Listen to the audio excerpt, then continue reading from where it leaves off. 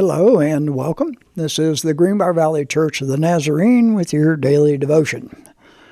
This is the devotion for Monday, October the 14th, and we are going to be starting our second section of our fall studies, and we will be focusing on the book of Esther.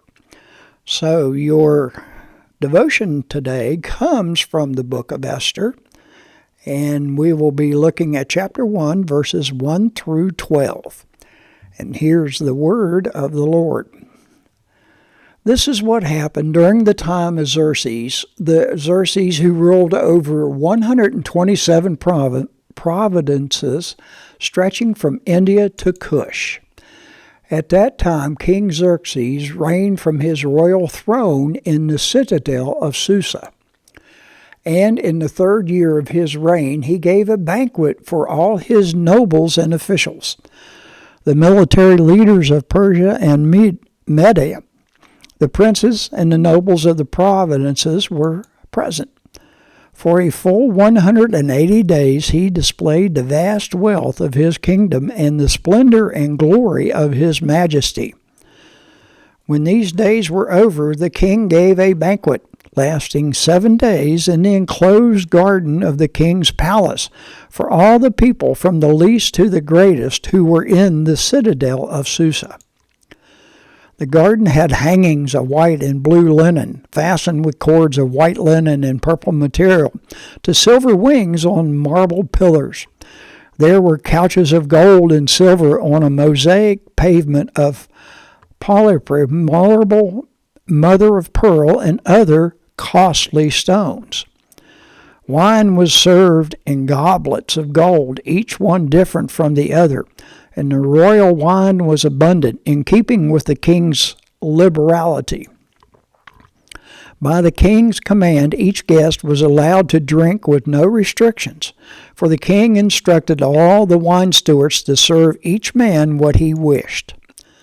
Queen Vashti also gave a banquet for the women in the royal palace of King Xerxes. On the seventh day, when King Xerxes was in high spirits from wine, he commanded the 7 eunuchs who served him, Mehuman, Biztha, Harbona, Bigtha, Abigatha, Zethar, and Carcass, to bring before him Queen Vashti, wearing her royal crown, in order to display her beauty to the people and nobles, for she was lovely to look at. But when the attendants delivered the king's command, Queen Vashti refused to come. Then the king became furious and burned with anger. And that is the word of the Lord.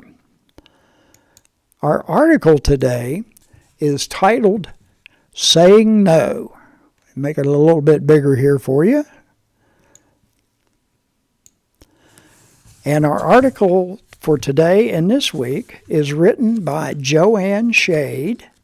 And Joanne is retired officer from the Salvation Army who resides in North Canton, Ohio. And here's what Joanne has to say for us today. Vashti's refusal to enter the presence of the king when commanded to do so is sometimes seen as a poor choice on her part. After all, even though she was queen, she was under the rule of her husband and was expected to obey. Why didn't she do as she asked? It's possible that Vashti was being commanded to do something that went against her morality and or her sense of self-preservation. The men in the room had been drinking for quite some time, and the king was in high spirits with wine, drunk. Some scholars believe Vashti was expecting to enter the rapacious room wearing nothing but her royal crown, paraded before a drunken group of men. Even if fully dressed, even if queen, this would still be a daunting task. Vashti was likely aware of the potential consequences, whether her answer was yes or no.